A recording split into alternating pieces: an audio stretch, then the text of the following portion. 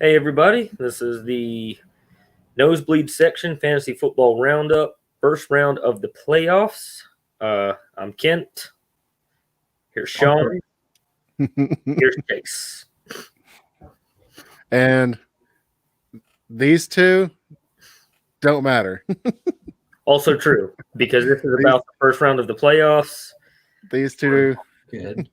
And, We didn't end well. Did not end on a high note. I'm ending on a high personal note. Hey, you tied. You had a tied record for the division. Mm-hmm. You just were last in scoring, and the person you were tied with was number one in scoring. Yeah, you had high points in the season. Like, yeah, the season had moments where it was like up here. Really, Way up here. My season was always way down here. Never really got off the ground. No, no, it did not. Now there's a couple of games. I think I literally strung 2 wins together back to back. I was like, here we go. I think at that point I was Here we go. 2-3, 2-4. I was like, okay, I could still, or maybe even 2-5, because I could still make a season out of this. It didn't. It still went poorly. And even in my consolation round, that went pretty poorly as well. I was gonna say I'm in the championship, and at one point I was 1-4 or 1-3 or 1-4. Where are you? Yep. Yeah, it was a rough one, man. It's just a rough season, but everybody but Harrison had a decent year. I mean, there's 4 and 8s, which isn't. I guess to Gus Malzahn, that's a good year. That's one of my discussion questions later. Okay, well, we'll start breaking down these games real quick. We'll start with Sean. Oh, wait, I got to go to Sean in the championship, as you can see. Spoiler alert there. In a really close one there with Matthew, I about shit my pants because it was like I think he needed 38 points. It's close. And then all of a sudden Kareem Hunt starts going just ape shit. Woo! And then Kareem Hunt scores that later touchdown. And it's like, oh shit, he's like 10 points away, which is definitely possible. If he had a decent defense. Derrick Henry, I mean, golly. I mean, how many more years do you think Derrick Henry has until he starts to decline? I don't know, man. He's not slowing down yet, is he? No, absolutely. Yeah. And he's not a small guy either. I mean, one could say Marshawn Lynch never really declined. He just was like, no, I'm good. He was at it for what, 5-6 years? Yeah. For a very long time. Very long time, yeah. Same with Ricky Williams. He basically is just like, I'm done. Well, I'd rather smoke weed. Yeah, for both of them, when they stepped away and then decided to come back, their game had declined at that point. Now, I don't know if that's once you lay it off like that, like you're not going to get back to your original form, or if they just kind of knew, I'm done here.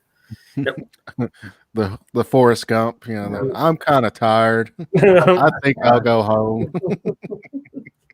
I'll have your AIDS, baby. But, so we don't know. I think we're getting a joiner here. I don't know if you guys have seen the group text. I think Steven's hopping on. So I'm going to just hold up for a second. We'll peruse this game. Sorry, here we go. Man, I was really hoping it was going to give week 13 totals and week 14 totals for both sets of players. But, yeah, so it came right down to it for you guys, huh? In fact, like I said, that Kareem Hunt, I was thinking, okay, Kareem Hunt, he did like 5 points last week. Yeah, they got Nick Chubb. He's been, chubbing it. And and I thought, okay, Kareem Hunt, he's going to take a back seat. I'll be fine. I knew Justin Tucker would pretty much, do about what he did. Of course, like I said, that that last Kareem Hunt touchdown, and then that Justin Tucker 50-yard field goal, and then that crazy wacky play at the end of the game. I was like, holy shit! I don't care who scores as long as it's not Kareem Hunt. Why would he start any defense is going to play against Tom Brady? I think he might have lost some focus here. I was about to say, because he had the Bears defense on his bench. Yep, 18 points. Yes. Yep. That's really the difference. Well, I don't know. If I had Mahomes and Rodgers, I would have started Mahomes. So I'm not gonna give him crap for that one. Although that's Mahomes against Miami, who's got two of the best cornerbacks in the league, and Rodgers against Detroit, who are floundering at best. Yeah. But I still, if it was me in that situation, can't say I would have done any different for sure. Can't. Oh, let's see here. There he is. Yep, there he is. Well, let's get him at it here. Here we go. Hey, buddy, how are you? We got Hello. We got Dante joined now. Were you our one viewer and joined? What was that? Were you our one viewer on YouTube and now you've joined? Yeah, you're down to 0 now. Everyone else, they're done with this shit because they're out of it. Yep. When we go on Sean's cast, we actually get random ass people who Chase, you're not frozen. We could see the light flickering in the background. Yeah, you couldn't. Yeah. Sorry, Kip. No, you're good. But yeah, when we on mine, I don't know why. Maybe it's just what I title it. I don't know. But every so often I'll get some random person asking a question. I think it's Kent with his burner accounts. Just giving himself, lobbing us with softballs he's already prepped for. Are you pulling the old Kevin Durant, Kent? Is that what's happening here? I don't have the time nor the energy to do that.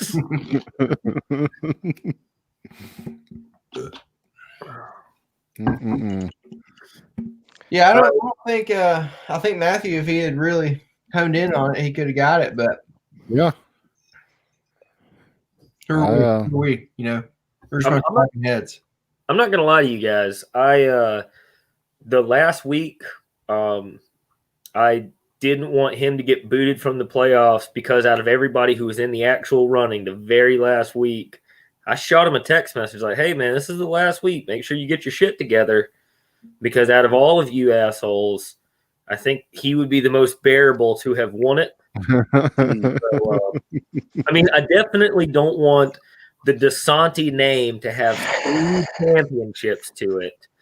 I have to see you at all the family functions, Sean. That's bad enough as is without you having this over my head. And if I do win, I have some very, very good videos planned. Let me just say, I was super.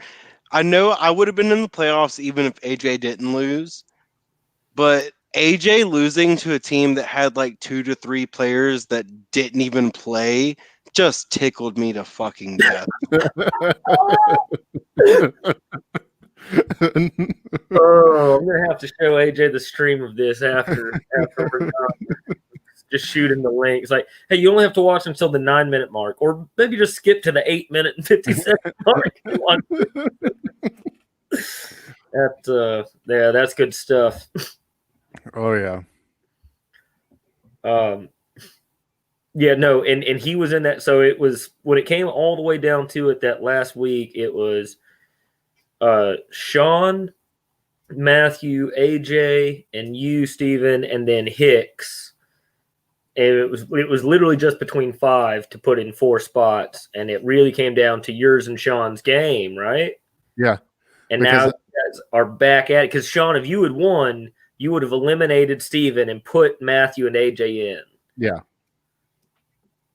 But with you losing, then it not only did you lose, you got dominated. Let me just go ahead and throw that out there. Came down to AJ and Matthew both had to win, or either or win or outscore the other. Yeah.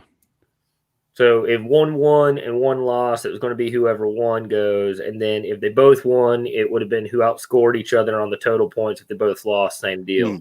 And then Hicks locked his up being in the other division. And that's what I didn't quite understand. In my head, I was like, if I win and AJ loses, then I have because I beat AJ, I have like the tiebreaker. I didn't realize it was a points for. And so like me winning by as much as I did pretty much guaranteed I was in the playoffs. I didn't realize that there was still a high chance that even if AJ lost and I won and it was a close margin, that AJ still would have got in above me until Kevin explained it to me. The webcast. He had a pretty long point. We went through that whole thing. Yeah, we talked many scenarios. Yeah, I actually screwed one up for like good 15 minutes while Cody, Sean, and Chase were like, no, like you were right, and now you've gone backwards. And I was like, oh, it took me a while. I had been drinking. It's a surprise, I know. Because you had you were like second or third in points, and I was like right under you. So regardless, if you won, you would go ahead of me no matter what. It just depended on AJ losing at that point. Oh, and he lost so bad. Like I don't want to throw shade on AJ, but it made me laugh my ass off so hard when I saw that he lost. I thought I was done. I thought Claypool's going to go out there and he's going to score a touchdown or two. Right? You would expect him to at least score one. And that's why I put out that video, the Frank Sinatra one. I thought, I did it my way. AJ for you. In the most glorious way.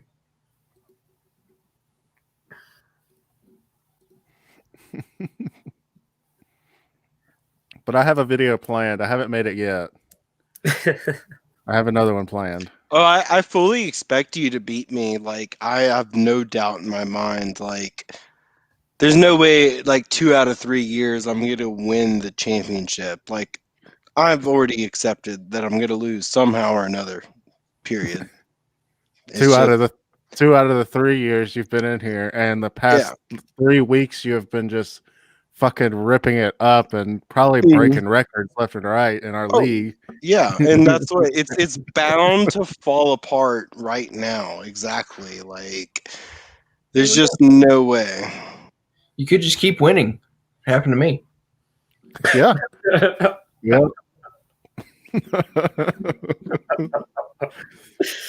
And had we had the old way of making the playoffs, you would have been in. Yeah. Some would say the right way of making the playoffs. This has always been the way. This is the only way it's ever been. This is the way. There was never any other way. It's my way. I think the only thing I've changed, or like literally the only stuff that has been changed is 1 year we had injured reserve spot for 2 players. I actually don't know why that got changed. Because we have so many bench spots, more than likely. It could be. I don't know. I didn't touch that one. Yeah, I got changed before I was commissioner. I added the decimal points as commissioner. Yeah, that needed to be done. Yeah. As per mine and AJ's game. Yeah, no kidding. Can we just talk about for a second? Oh, schedule changes. I do the schedules manually so that because when it was on the auto rotate, it was the exact same schedule. So your twice a year opponent was the exact same if you go by ESPN standard. And so I started doing it manually. And so that is the fault in their standard policies. What's that? There is a fault in their standard policies. That's fine, but it takes a vote, and it takes somebody bringing up the vote, and then sure, I've got no problem putting it to the platform. I motion it. We'll say you're gonna lose. Terribly. Hey, I'm all on board of just the top 4 teams go. It doesn't matter if it's 4 teams from one division. No. Once again, that's fine with me. I've got no problem with that. But got to put it to the vote. And then we do like NFL, where the divisional record is the tiebreaker. The only big decisions I've made as a commissioner that I didn't vote everybody in on the league was our draft days and our draft order competitions and stuff like that.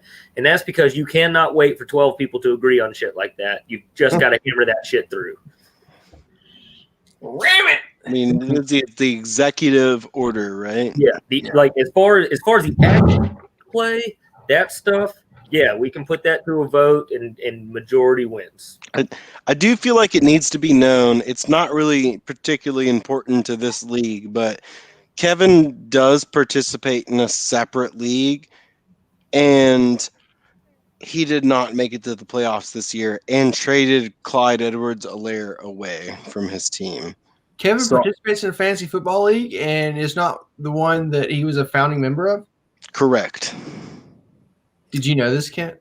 I did not. Wow. Perhaps I should not have revealed this information. Wow. And now it's saved for all posterity. Kevin.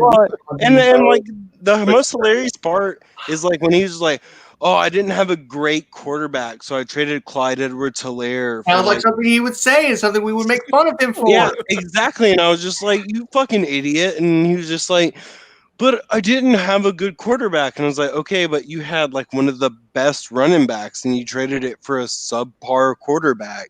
You're a ding dong." Like, this is why AJ trades haven't happened. It's been 3 years since we've had one of those crazy, shitty AJ trades, and this is why. no, I figured it out. Upsetting.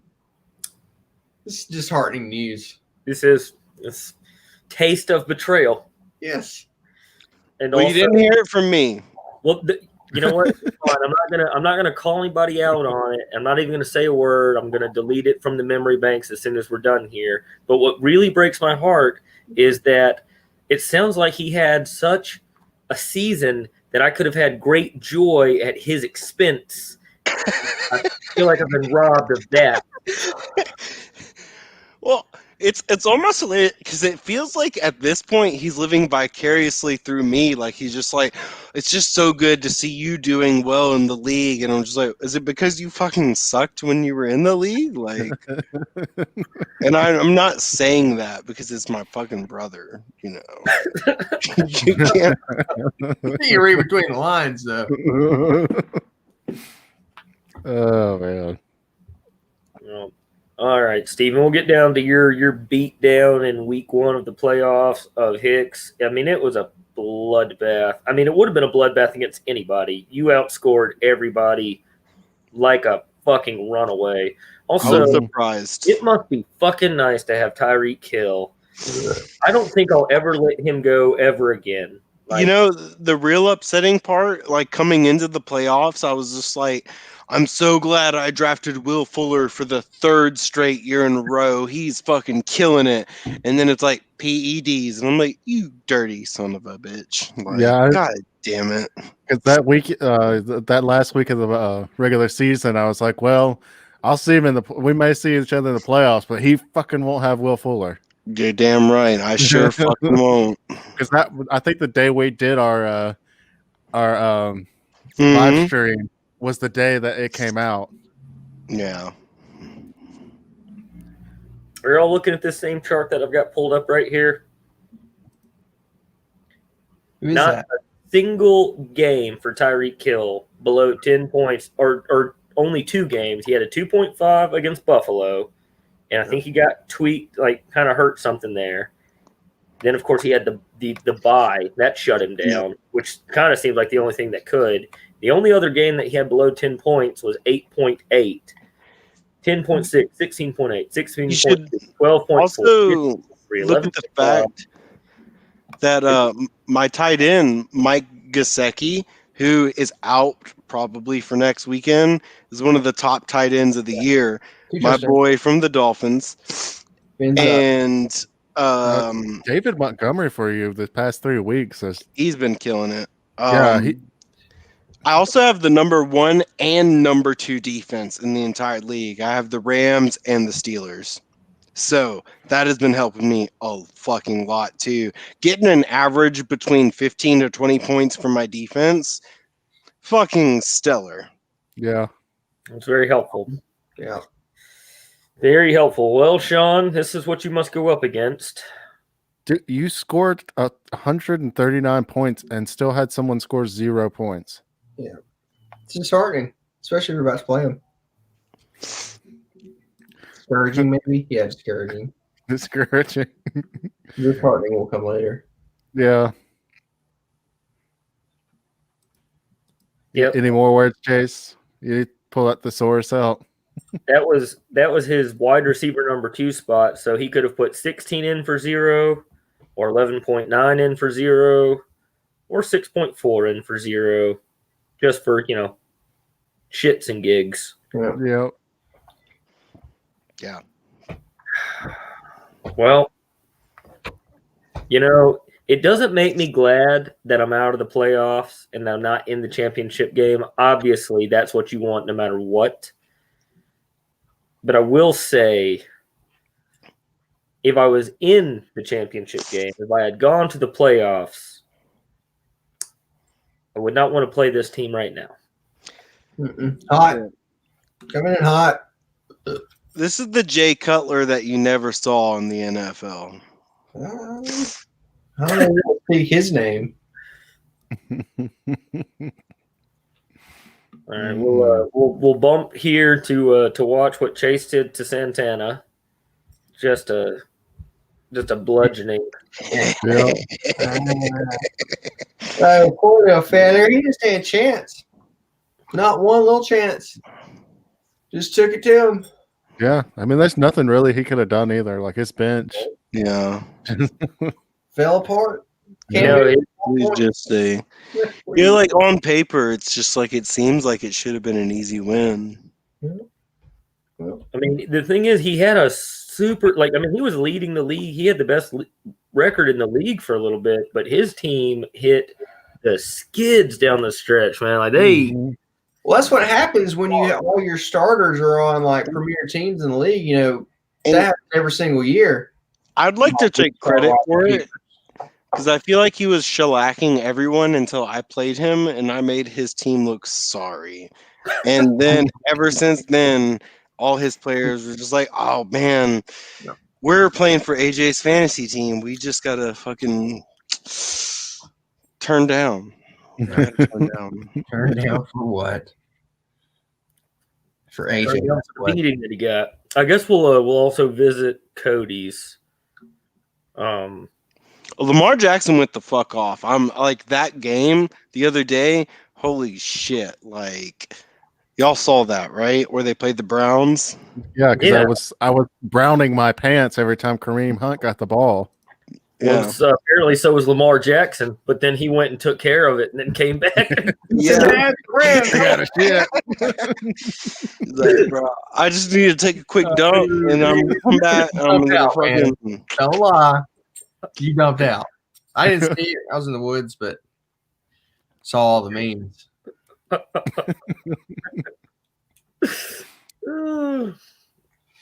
But good for Cody. He won that consolation game. I don't know. Safe to say that Nathan has kind of dipped out. Oh yeah, Carson Wentz starting, but I get it. That's why the Taco Award, if we ever embrace that, the Taco Award really has to only be for the regular season, or unless we make it for the postseason.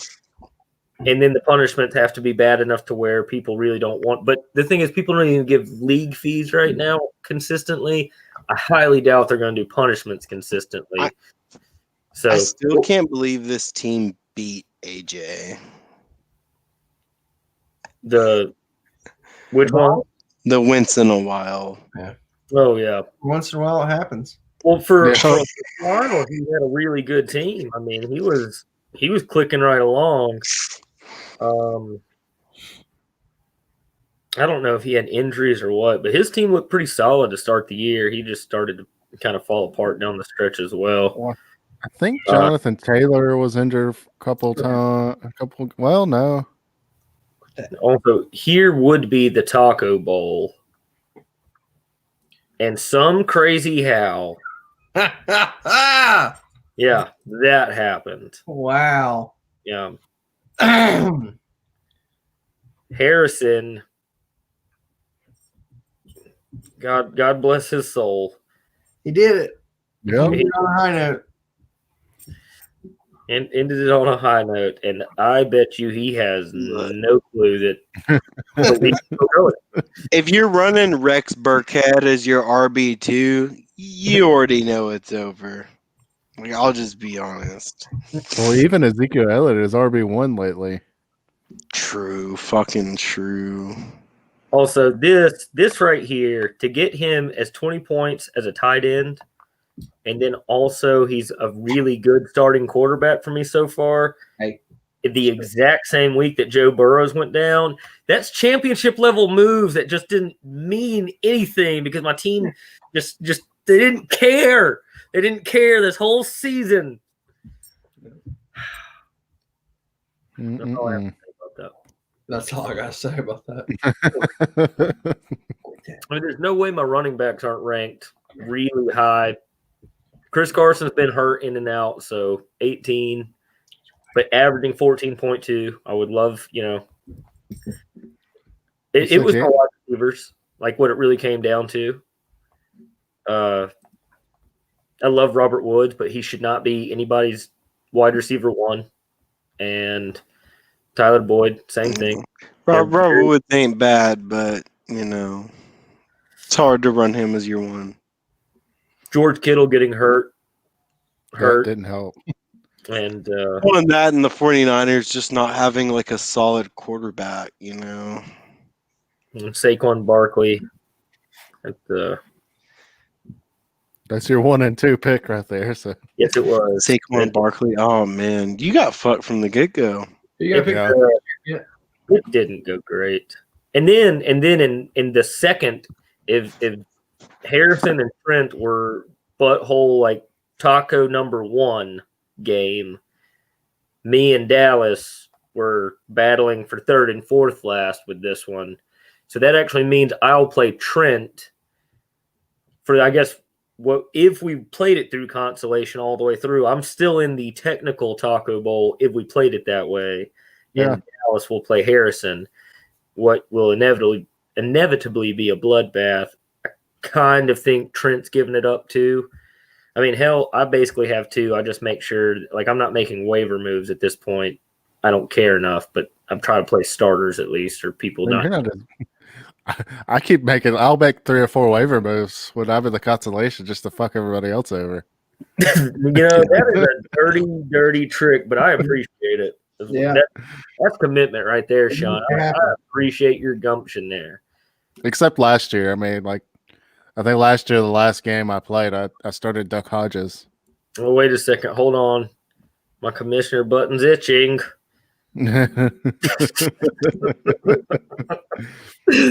You might want to unshare if you're doing that. All right. Do you want to go to discussion questions, or you want to leap forward for the preview of next week? Let's leap forward to the preview next week. All right.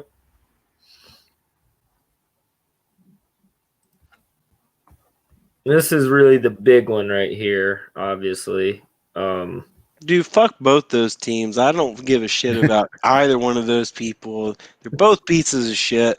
I've met them both in my own personal life. And let me just tell you, Steven, big ding dong, don't give a fuck. Sean, it's okay. Less of a ding dong, but still a ding dong. Still a ding dong. I mean, I don't care. Oh, wait, I thought you were talking about like just the ding dong overall sizes on the people. Like I thought you said, Stevie's got a big dick, but who cares? Oh no, overall size of ding dong, average. Period. I'll take slightly above average.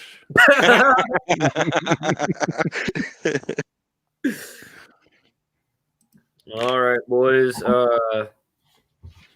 I don't know, obviously, if this is who you guys are going to roll as starters. On the week 1 projection. Looks like you got Steven edging Sean by 1.2 whole points for what you guys have set up right now. Nothing significant. Very, very tight. Very close.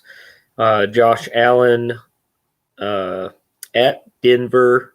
And then you've got Deshaun. Oh, starting Saturday football, too. That's exciting. Yeah. Love Saturday football. Saturday NFL football. That time of year feels good. Although it's running up against conference championships for college. I was about to say, you're going to have one game running during the SEC championship. That's got to have multiple Poobies going. You got Deshaun at Indy. That's sneaky tough. Yeah. They both good. I'm worried, though, because Deshaun doesn't have any receivers to throw the ball to. Deshaun's got Kiki QT, and I think he is underrated as fuck. I signed him as a free agent. I love Kiki QT, and I feel like he fucking stood out when Will Fuller and Deshaun Jackson were out. But with him being the only actual target, it's just hard. It's hard to rely on him.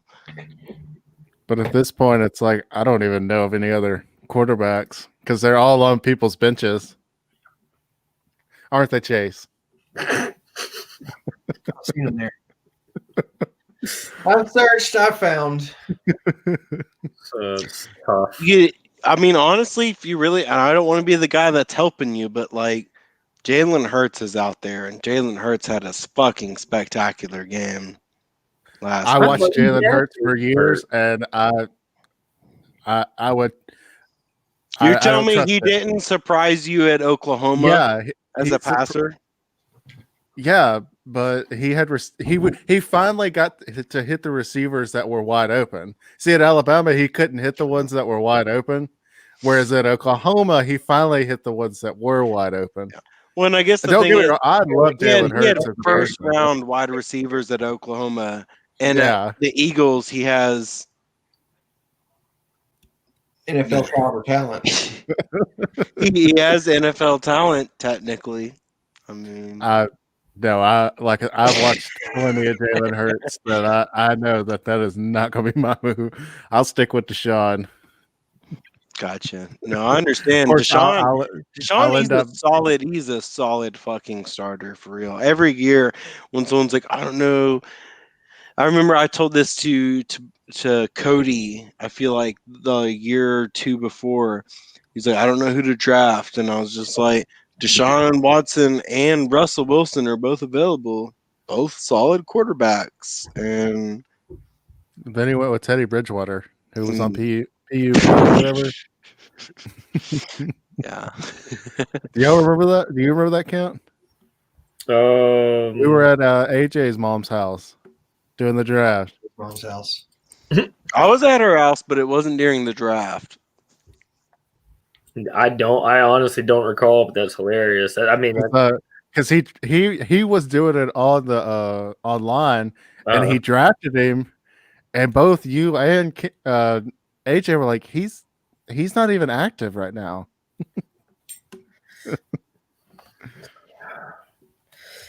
Been through a lot of dummy drafts. Although these last two drafts, I've been really impressed by everybody, especially this last draft. I don't think there was an auto pick made. We got to cut the time down. I'm still really disappointed that OJ Howard did not pan out for me because it looked like it was just like that was actually the secret steal of the draft. And then he got injured, and I was like, oh, God damn it. Gronk smash. Gronk was going to find his way eventually. OJ definitely would have. I did have that feeling, and then he did. I don't know, fellas, though. I mean, it looks this is about as close as it gets as far as the matchup goes. I mean, it could go either way. I mean, based on what your team has been doing, Steven, I mean, you guys look like an unstoppable force. The only real significant edge would be Josh Allen over Deshaun Watson right now, and I don't think that's a talent. That's truly just a fantasy thing because Deshaun Watson will like legitimately only have QT and Cooks to throw the ball to. Right. Yeah. When And I didn't have QT on my team, but like the wide receivers that I'm starting, I'm just like, I have so much more faith. Like, obviously, Tyreek Hill, he's a starter no matter what, period. But I also have Brandon Ayuk from 49ers, and I'm like, he's been so solid. I'm so torn between starting him or Kiki QT. I also have Mike Williams from the Chargers, but he's questionable. He got like kind of iffy after last week's game, and he also gave me 0 last week, so fuck him. Like, he's always like he's always going to be boomer bust. boomer Like, bust. yeah. I mean, he'll give you like 2-3 touchdowns one game and then nothing. Yeah, if you need somebody with if you need that consistency of a guy who hangs around double digits, that's not your man. But if you need a guy who might pop off for 30 and you don't have a lot of better options, that's your dude. I drafted him this year. I think I ended up cutting him by 2 or 3 because of all the injuries I was suffering. And very first week of the season, he got hurt too. And I kept him on my bench for a second. And I think he had a good game in week 2 or 3. I can't remember. But he still he did what he did or does. And yep. I dropped him right before that because he got injured. Yeah. Right. Okay. So gave me 6.9 week 1. And then had 2 real shit weeks as he does. And then, missed a complete game. And I can't remember when I dropped him, but I know that he did this not on my team. Yeah. I think he might have been on my team when he hit 22 points. I could be wrong. It's a tough call. I'm looking forward to the matchup, fellas. I guess Well, we'll try and hit a roundup. It's so close. Next week. I guess my main thing is, right, like, who's starting at quarterback for the Saints? Because Alvin Kamara thrives under Drew Brees. He ain't done shit for real with Taysom Hill being there. Like, well, you can stack the box with Taysom Hill so far, but I mean, he's just scored 15 points in the past 2 games. Yeah, that's, I mean, yeah. Come on, compared to but the thing is, Alvin Kamara usually averages 20 to 30 points a game, like, come on. Yeah, can't nail it once you take a dimension out of the offense. Okay, Yeah. well, no, it actually turns out that he's thrived with Taysom Hill. Yeah. well, when you pull up the actual stats, you make him seem like a liar. To be fair, he was right. That's below his season average. Yeah.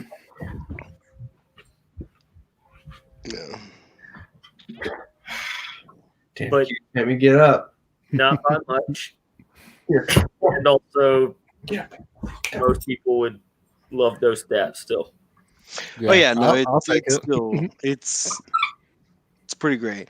The same thing with like Ronald Jones. Like, yeah, he'll have one game where he'll put up like 5 points, but then like he'll be like 20, 30 burger, blah blah blah, and I'm like,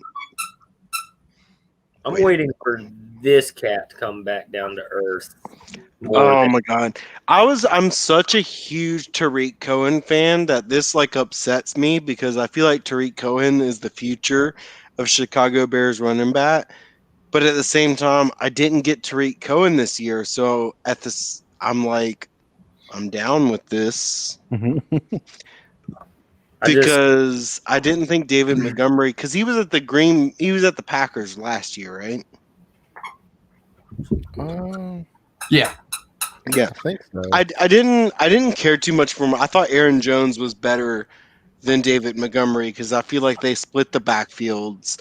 And then when he was coming to Chicago, I was like, why would you not just give it all to Tariq Cohen? He's such a speedy receiving back. You should just give him the fucking chance. And then he's done really well. And I'm like, okay, no, well, I mean, it's fine with me.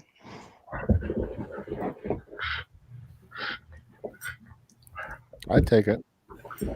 My disappointment has been lately is James Conner. I don't know what the hell's gone up with him. Yeah.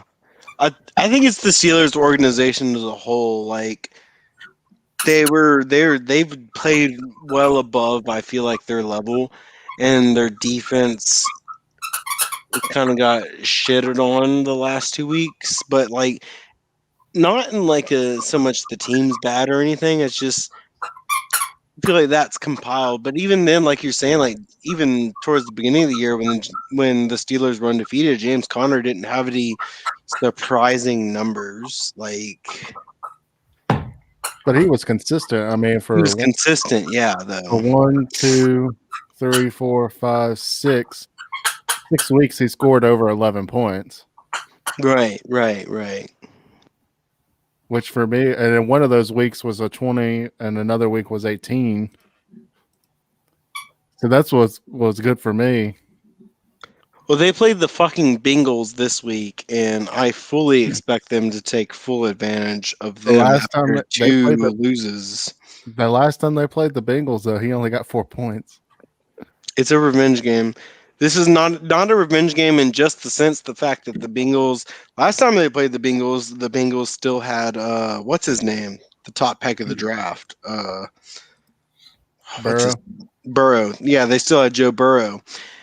What do the Bengals have to hold on to make them play well? Because I feel like Joe Burrow really lifted that entire team up higher than they were. They still didn't finish games, but they were really like trying. And ever since Joe Burrow left for the season, I feel like that team is like, we're done. They don't care.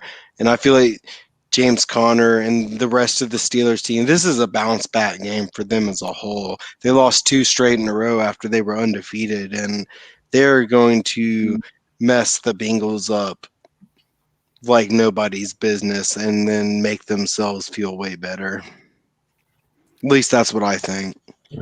Tyron Biggs was the greatest strength coach to ever grace the graces of the NFL.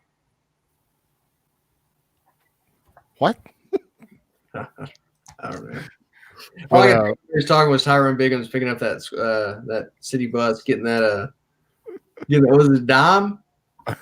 Getting that dime, man. Hell yeah. Just an all around good motivational figure. But it's James Conner at the Bengals or J.K. Dobbins at Jacksonville. So it's a hard pick for real. I'm rolling with Dobbins. Yeah, because Conner has just not performed well. I feel like Conner is going to have a big week this week, and as someone who's going against you, yes, you should go with J.K. Dobbins. You have another tough decision the week after that with J.K. Dobbins. He's got the Giants at home, and then you've got Conner with the Colts at home. The Colts have been doing pretty good there. Oh, the Colts have a great defense, and the Giants' defense is really coming on. Giants have been surprisingly good late in the season. Yeah, there's only one team in the NFC West or East. I mean that truly has cashed in. As shitty as that division is, the Washington football team. I was going to say Washington, yeah. The New York Giants and okay, I would give Eagles the slightest chance if Jalen Hurts continues to do incredible things, and that's so unlikely that Jalen Hurts will lift that team up. None of those teams are suddenly going to be good, but 3 of those teams are still trying, and 1 of the 4 of those teams, like, they gave up. Yeah, the Cowboys. Yeah, I'm a huge Dak Prescott fan. Y'all know, I don't know if y'all all know, the room that I grew up with, and y'all know Kevin, so maybe y'all do know this, had Mississippi State Bulldogs decals all around the room. And so I kind of grew up like with this like Mississippi State mentality growing up, and it was around the time Dak Prescott was in college by the time I was in high school and living in this room, and I was like, Dak Prescott's kind of that dude. I was a huge fan. I was a huge fan of Dak Prescott. And he was watching his games in Mississippi State. I was like, this guy is something else. And when they didn't give him his money and then he went down with an injury, I was just like, you know what? Fuck America. I don't give a shit about America's team.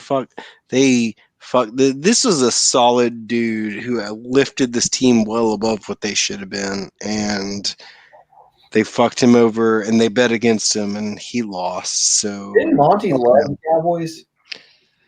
he doesn't love the Cowboys, but he loves Dak Prescott. He's the same as me. I don't like the Cowboys. I just love Dak Prescott.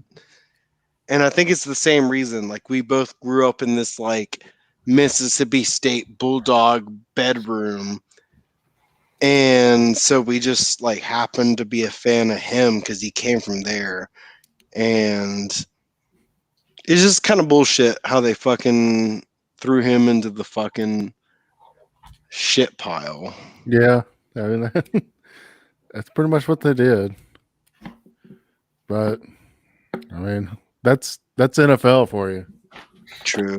It's a business. It's all about money. All right, So that's what they're going to do. I mean, look what the Bears did with Matt Forte. I mean, it was like the end of his contract, and it was basically like, all right, bitch, see ya. True. Even though he had the most passing yards of a running back, I think, pretty much ever. Mm. Yeah, he was one of the best in the game for like 3 years. Dual threat, one of the OGs, or at least in that transitional period. And then but that's running back for you, man. That shit comes and goes like the tide. I'm going to have to shut us down now, though, because once again, I have not eaten or showered, so I'm eating Airheads right now. That's all I've had for You look like you haven't showered in a while. You look beautiful, baby. Don't forget to clean my beard. Fucking Thanks, bud.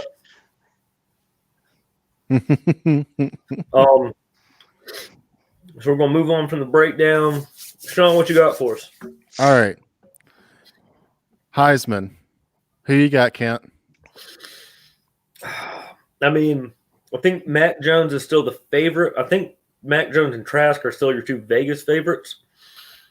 But Devonta Smith is making noise right now, which really sucks because I think he could have the kind of game to launch him in there. And just 3 weeks ago, he was 33-1.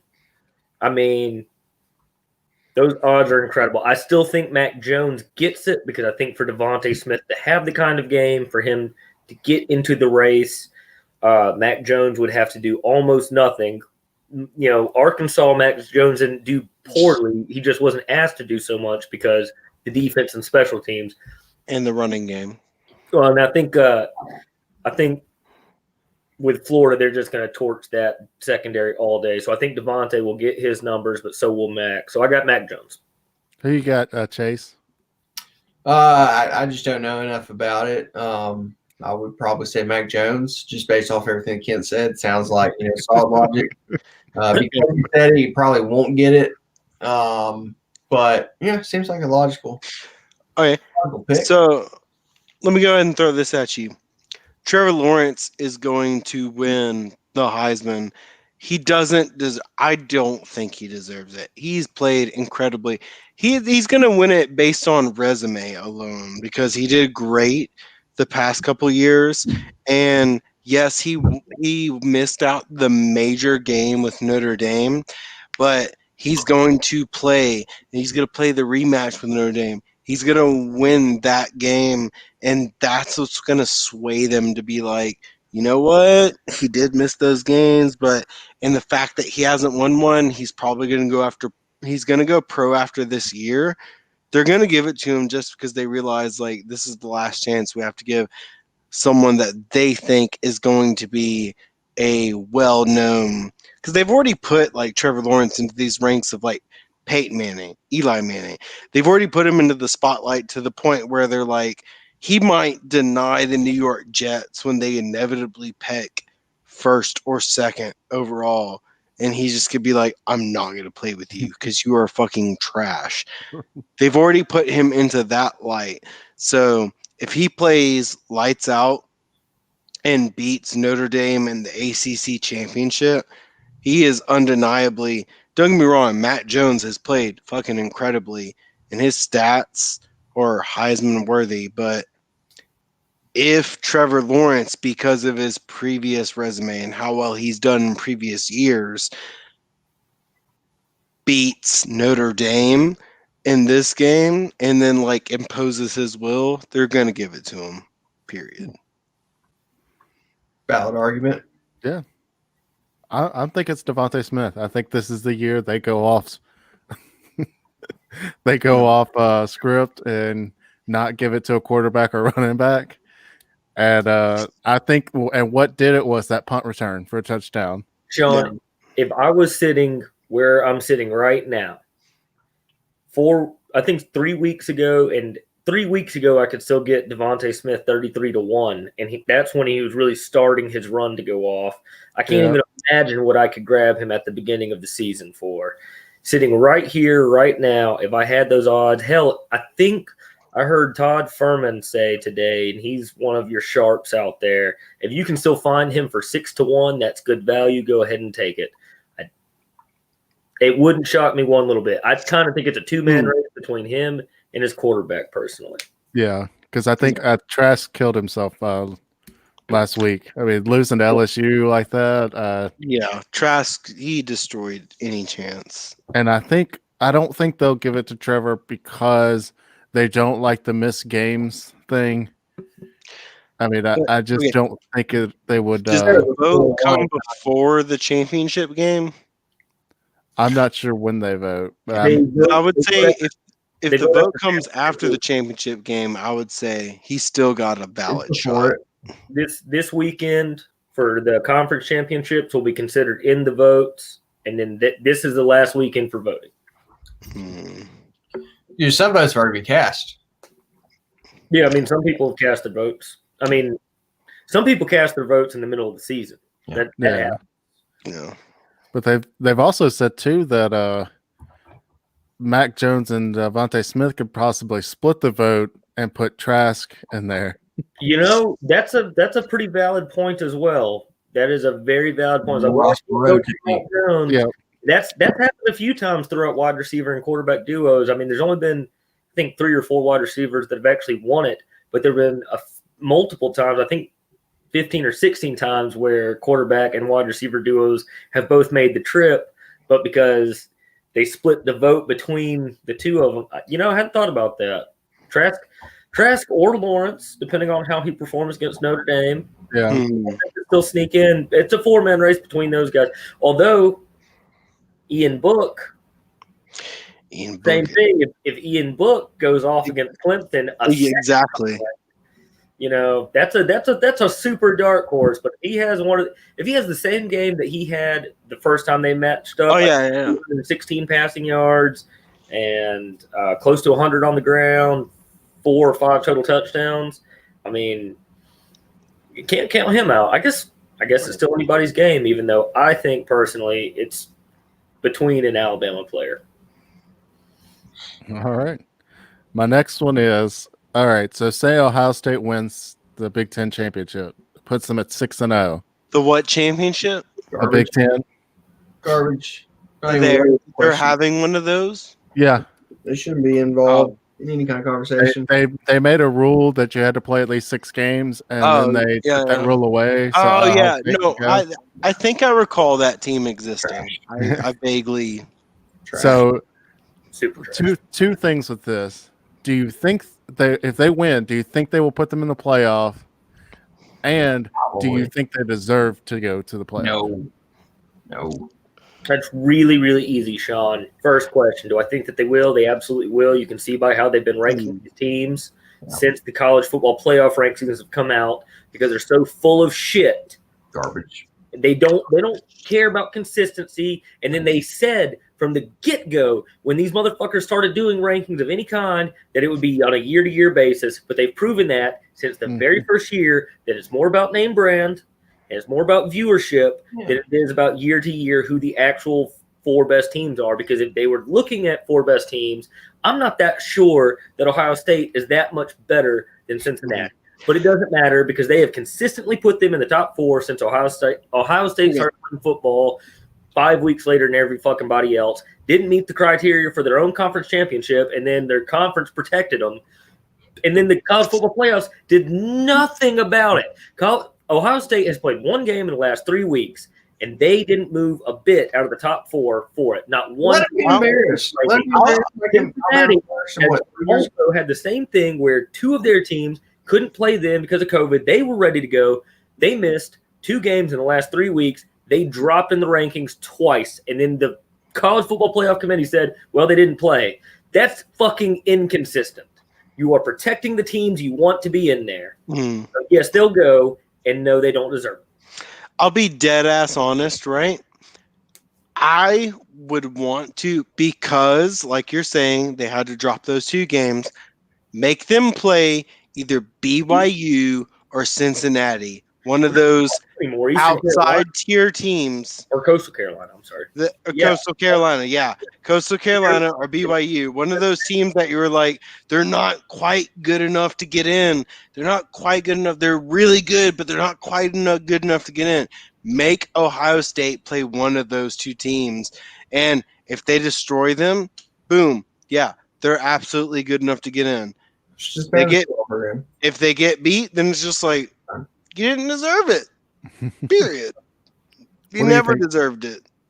What do you think, Chase? Just ban the football team. Like, what's the point of them even being in a program? Go to the house, guys. Yeah. Don't forget your shit. I look at it kind of like this. I think they will put them in there. If they win, I think they're crossing their fingers and they are pulling as hard as they can for Northwestern so they don't have to make that decision. Because if Ohio State loses, then they can say, okay, fine. And then I bet you they drop to like 10. But I bet you they win. They get in. But they do not deserve it. Are they good? I'm pretty sure they are probably the top 4 teams, but they didn't earn it. Look at Texas A&M. Texas A&M could come in that 4th spot. Would head-to-head Texas A&M Ohio State? Ohio State probably beats them, but Texas A&M played a full season. Texas A&M earned their way there. Their only loss was to the number 1 team in the nation. If you put all those together, and there were other statistical things as well, like strength of schedule or something like that Texas A&M is ranked higher, that they deserve and earned their spot there. But that's just me. Do you think Ohio State beats BYU or Eastern Coastal Carolina? Yes. Do you really?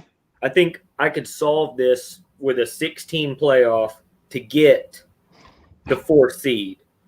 So 1, 2, and 3 are Bama. Clemson will beat Notre Dame again, or not again. They'll beat them this time around because they'll have Lawrence players, and then Notre Dame deserves to be in for what they've done otherwise. Yep. Losing in the conference championship shouldn't bump them to a team they've already beat that year. Exactly. Those 3 teams should get in, especially if it's a good game between Notre Dame and Clemson. But I really don't care if it's a bad game. I really don't.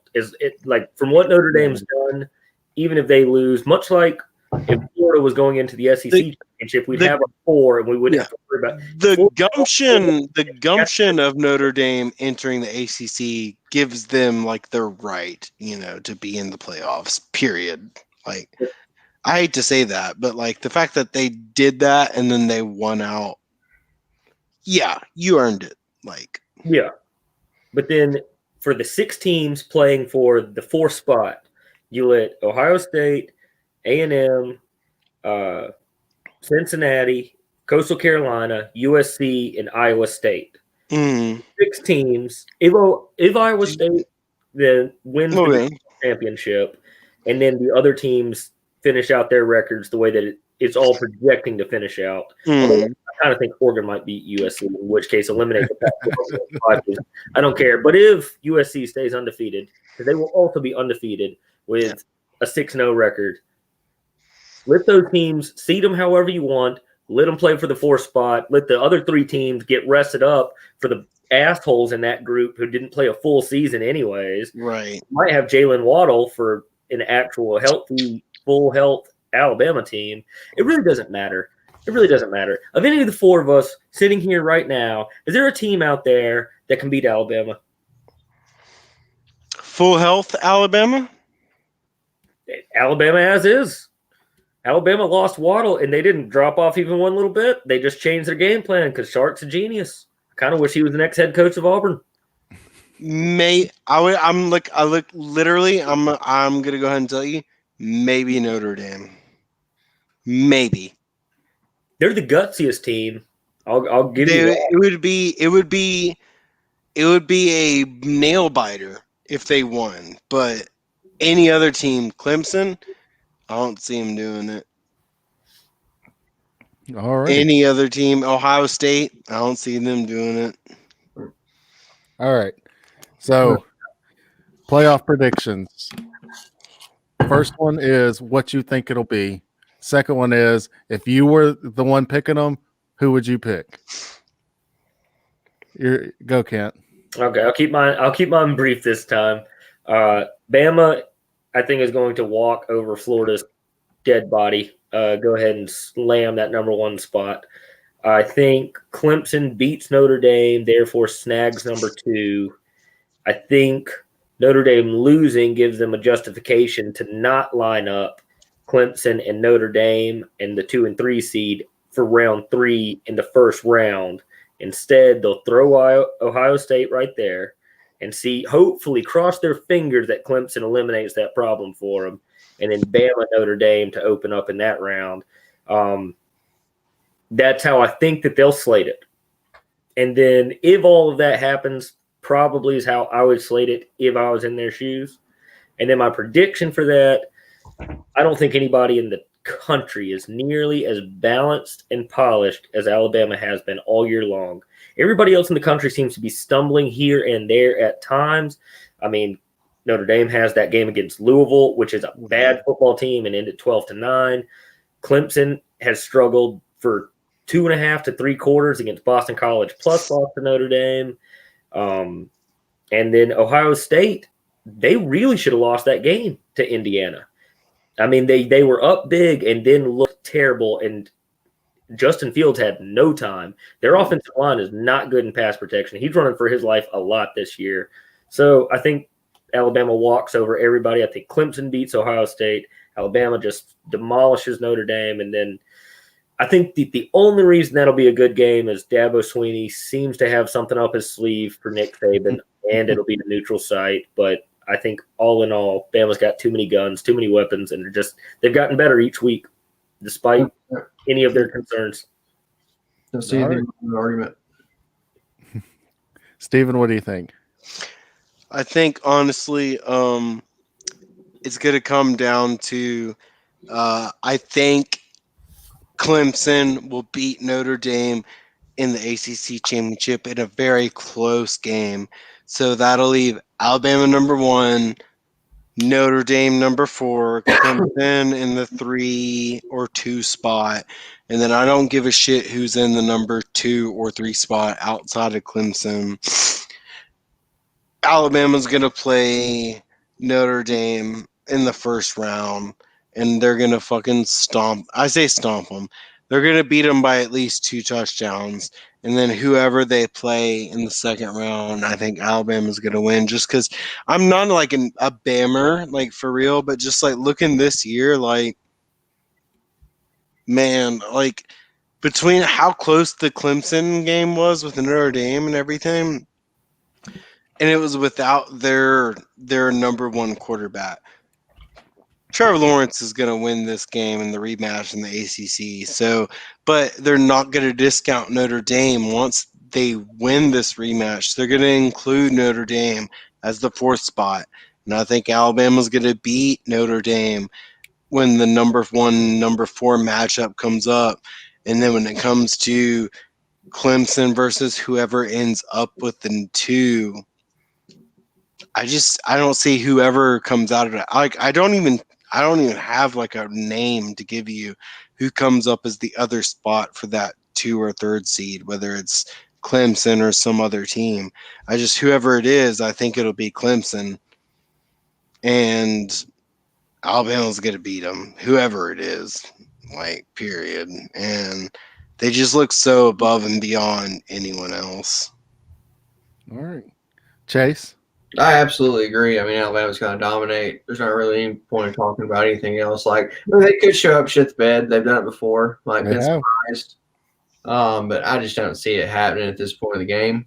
Like, I mean, they've just dominated all year long. I mean, same story as any team that plays Alabama. They hang in there with them for a quarter, and then Alabama will put one up on them, and then you get two up on them. And then you just see the life force just being sucked out of it. Just nobody has the depth that Alabama has, and that's going to be the determining factor. So, whatever scenario you want to play out for 2, 3, and 4, number one, got to say number one. Well, I think it's going to be Alabama number 1, Clemson number 2. I think Clemson's going to win. Yeah. That's like right where I'm right with you. Like, I think Clemson's going to beat whoever they are fighting against at number 3. I just don't know who number 3 is going to be. Well, I think it'll be Ohio State. It'll be Alabama, Clemson, Ohio State, and then Notre Dame. Now, if it were me picking, it would be Alabama, Clemson, Notre Dame, Texas A&M. Yeah. And maybe swap Texas A&M and Notre Dame. But I don't think Ohio State should go. If it were me picking, I'd be like, no. And that's what they should have told him when they came back really late. They should have looked at him and said, you fucked up. If you play 8 games, we'll maybe consider you. But if you play less than 8 games, we're not putting you in. Don't ask. Well, since they haven't looked that impressed. I mean, yeah, they've had a couple of big wins, but they've had at least one scare and then another performance where they looked pedestrian. Yeah. I would put Cincinnati in, man. And I'd be fine with that too. Cincinnati. I would be too. I don't expect them to do that. AAC is about as close to a Power 5 as you possibly can get. I would rather play a Pac-12 opponent almost top to bottom than an AAC opponent these days. I think they're at least every bit as good as the Pac-12 is, although the Pac-12 is shit, so that's not saying much. And Cincinnati has been that good in that conference perennially. If them or UCF runs the table, they should not be left out for somebody who drops the ball anymore. They definitely shouldn't be left out when they play a full schedule, full slate of games, did everything they could to be a part of the original season and jumped on with the Big 12, SEC, and ACC at the beginning. And the Big 10. Now, granted, that's not Ohio State's fault. They wanted to play from the get-go, but, well, sorry, shit out of luck. You're tied to the Big 10. Yeah. Well, I actually was telling my coworker that the other day that maybe this will be the year they'll put Cincinnati in. And then that way they could say, "Hey, we've had an AAC team in before, but it's the COVID year." Just because it is the COVID year, and like y'all said, Alabama has been pretty dominant, and they could see that and be like, you know what, we'll put Cincinnati in there, and that'll appease them for a while, and that'll be it. They've just shat on Cincinnati. I feel really bad for them. All they can do is play the schedule in front of them. I know that the AC is a little bit down this year, especially compared to what they've done the 2 years previous to this, 3 years previous to this, really. They've kind of eaten each other alive, and Cincinnati hasn't had some of the dominating wins where you really would want them to take hold. But all you can do is play the schedule in front of you and win the games. And they played a full schedule. I mean, yeah, they had to miss 2 games, which put them at 8 games instead of, like, Ohio State will be playing their 5 and a championship game. Exactly. Like when it's all said and done, if Cincinnati beats, I think Memphis is who they've got this weekend, they'll be 9-0. Yeah, I think so. And then Ohio State will be 6-0. But yeah, they may do that this year. All right, last question. Auburn coach. Who you got? Who do you think it is? And then also, who do you want it to be? I'll let Chase go first on this one. Chase? I don't want it to be Kevin Steele. I think, we need to keep him on. I think he's an excellent defensive coordinator. I think he's going to continue to recruit and do well. They announced today we got that 4-star D tackle. I heard that audio. I don't know, enough about Mario Cristobal other than, I don't like somebody who can't succeed in the Pac-12. That's a little disheartening, Everybody's like, oh, bring Mario, bring Mario. No, I'll take Luigi. Kiffin is going to be – I'll take Kiffin. We kept Kiffin. You would take Lane Kiffin? I'll take Lane Kiffin. If we kept Lane Kiffin and kept on Kevin Steele, I think we would have a solid shot at a championship next year. Not any kind of rebuilding years. I think if we can get an offensive guru in there and keep our stacked defense, or keep our leadership at defense, I think we'll be back in the mix. Because we lost 4 games this year, with really a ragtag team. We were very injured on the front. Yeah, honestly, if it weren't for Bo Nix, you'd have won more than 4. All right, like his progressions have gotten a lot better. He's still throwing picks, but he's being rushed. He's being pressured. They keep talking about what he needs to do in the pocket. Step up in the pocket. Fuck that. When your line is just letting guys walk through, like to a young quarterback, that's just not how you coach him up. You got to have a good line. It all starts at the front, and if we can do that, if we can shore up our offensive line, get some JUCO guys in, and Lane Kiffin or somebody of equal offensive ingenuity, I don't think Mario Cristobal is the answer. Anyway, shape, or form. Who do you think it's going to be? I think Kiffin's got a good shot at it. Did you see what he said the other day? He's going to love to shake Nick Saban's cage. I'm sorry. Until the day he does. He's the biggest. He likes poking that bear. He's the biggest troll in football. I don't know. It's definitely a Lane Kiffin thing that he would do. Ask Tennessee, ask USC. Why not? He's in it for the money. And Auburn's got money to give. I don't know if y'all saw today, but there was a private jet spotted, and then one of the donors, Ferrari's driving down 280 to Auburn today. So hopefully somebody was there today and they make a sound decision and let us fucking know what's going to happen. Yeah. So is it Scott Frost? Is that the name of the guy who was at Houston and went to Texas? He was at Central Florida. Oh no, that's Tom Herman. Tom Herman. I'm thinking of Tom Herman. I think either Tom Herman or who's the guy who went from Ole Miss? It's Hugh Frost, right? Hugh Freeze. Hugh Freeze. Either Hugh Freeze or the other guy said Tom Frost. Yeah, he should say at the house. He beat Nick Saban twice. That's the thing is, I feel like Gus Malzahn's playbook when exactly nobody still didn't know how to defend it. Either one of them would be perfect Auburn picks because that's what you want, right? No. Is someone who can build a team from a and I hate to say this, I love it when Auburn's playing good. I don't have a bias between Alabama or Auburn. I just like it when they're both good.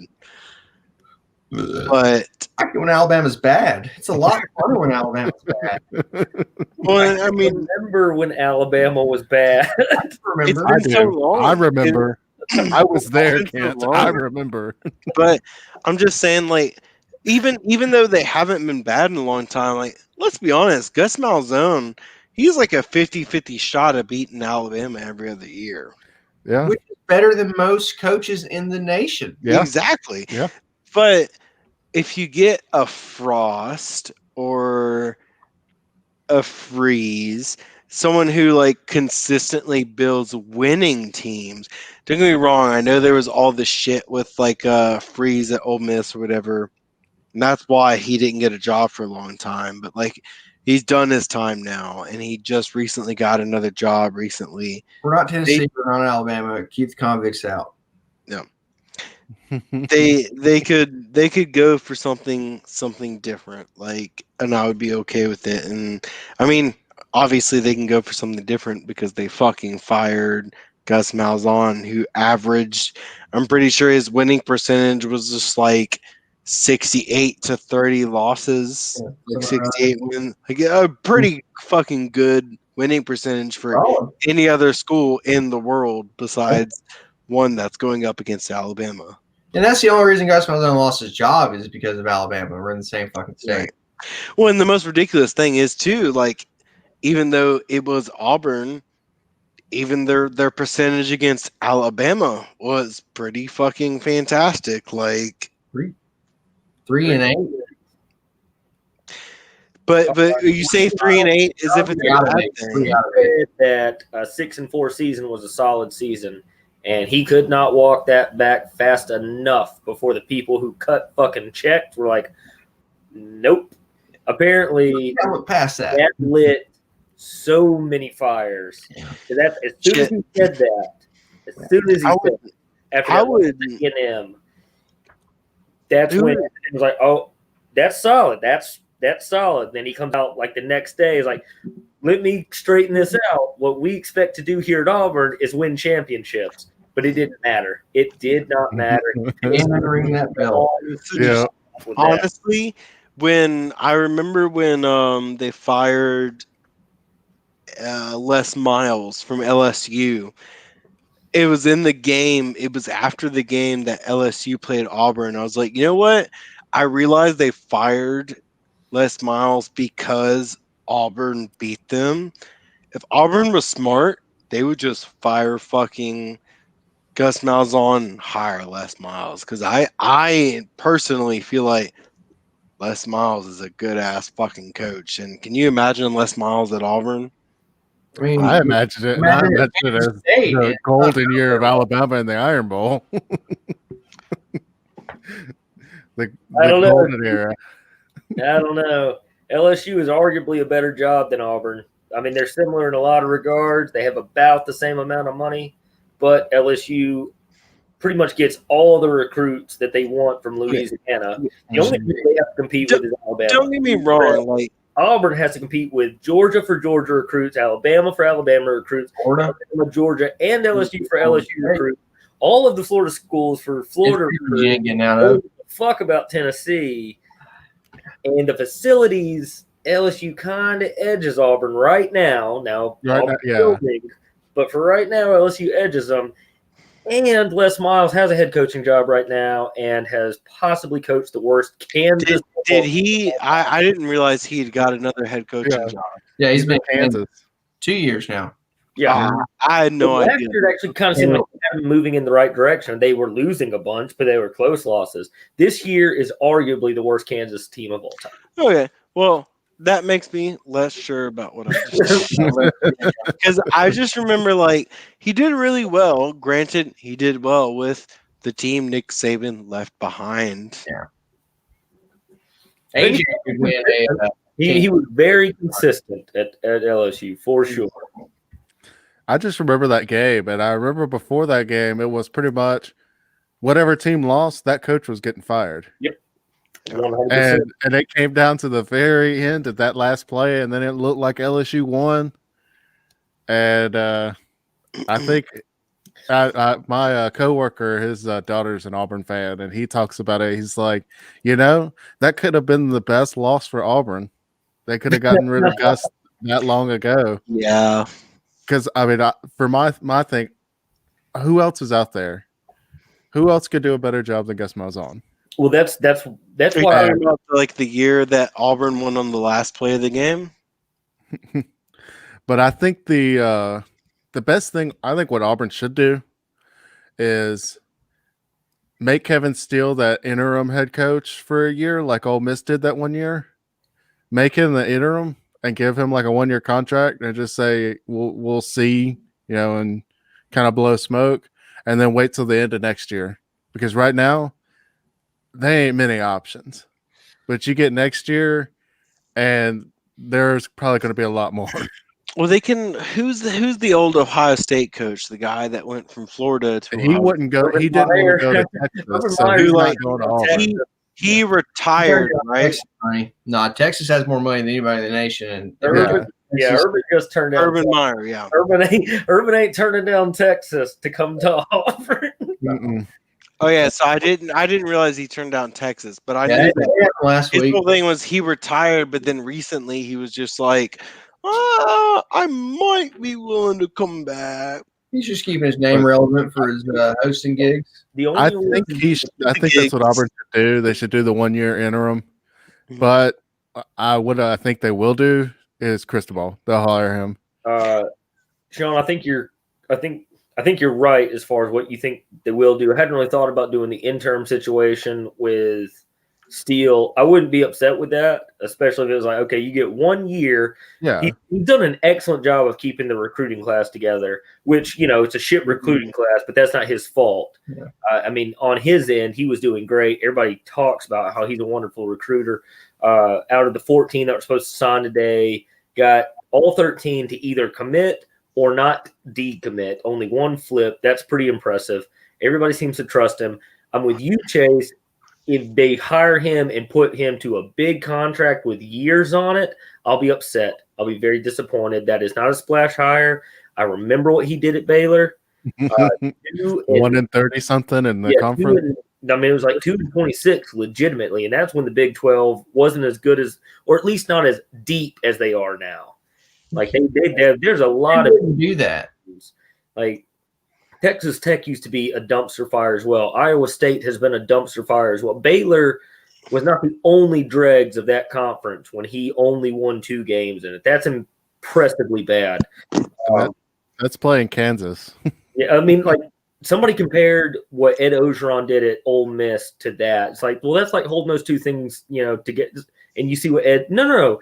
Ed did that at Ole Miss in the SEC. Mm-hmm. Like Baylor is, maybe the Ole Miss of the Big 12, but it's the Big 12 where there's a whole lot more Baylors. So many more. Like you've got Vanderbilt. There's more Arkansas and Ole Misses. Exactly. There's so many holes to fill. What I think that they will do, I mean, it kind of looks like they're going to go Cristobal. The thing is, if they go Cristobal and retain Steele, I'm not happy about it, but kind of play it like a we'll see, just like when they brought Gus Malzahn. And hey, when they brought Gus Malzahn, we went to a national championship the very next year. So maybe that works out. Interim Steele, hadn't really thought about that, Sean. I don't think that's a bad idea. They might do something like that. Like I said, he's holding a recruiting class together. Mm-hmm. The fact that we got that Demetrius David. Oh, as far as that goes, Chase, you were talking about Bo Nix. If that kid comes in and looks anything like his highlights against SEC level defenders in training camp, then I am ready for Bo Nix to move to slot receiver, and let's see what this cat can do with one of the hardiest. You remember? If he takes any kind of step forward, he's great. But he has to take a step forward. That's the thing. But what I truly want Auburn to do is very much on the same vein as you, Chase. I want him to go get Sark, though. I want to get Sarkisian and go with that. But he's out that's and I. But I think with Sark though, on his own, Sark's not leaving Alabama yet. I don't think it's realistic. I think what Sark's doing is he's waiting until after next year as well, because like after next year, especially once all this COVID bullshit goes away, if it ever does. But as long as that goes away, you have a regular season, and then he gets another regular season as an OC. Alabama does great again. Then Sark will be ready to go on, and he'll have pretty much his pick by then. He did so bad as an NFL coach that he got forced straight back to college. Or Nick Saban. Well, he chose to go back. But honestly, though, if Nick Saban, if he got what he wanted Drew Brees. He wanted Drew Brees, and they wouldn't let him have it. Can you imagine a world where he got what he actually wanted when he was in the NFL? He might still be there. I'm glad he didn't fucking get him. I have imagined it. Yeah, I'm glad Drew Brees went to the Saints. True. It's worked out well for everybody. Nick Saban, It he has is worked out. college football. He really did make everyone step their games up. As much as I hate to admit it, he's happened to do it in Alabama. He changed the pay scale. I mean, it Absolutely. used to be NFL coaches were double and triple what college coaches were on the pay scale. And now, if you're going to an Alabama or a Texas or a whatever, I mean, you might be above whatever the next line's coach is. I mean, or the Bengals. I mean, for some of those cheap organizations, Bengals, who are they? The Belichick contract isn't that much better than a Saban now. Yeah. Nick Saban raised. You're right, Chase. I mean, he raised the bar so high for the college game. Yeah. But he started an arms race, and we just so happen to be in the same fucking state. Bastard. Well, all right, that's all I had, and I probably about to have to get out of here. All right, fellas. Showing those were good discussion questions. I'll have some more next time. Maybe. Depends on how the next 2 weeks go. Yeah. Well, I look forward to them. All right, fellas. Alrighty. Evening. Pleasure as always. Right. I don't care what Kent says. I like all of you. Same here. Y'all have a good night, guys. It was fun. See y'all later.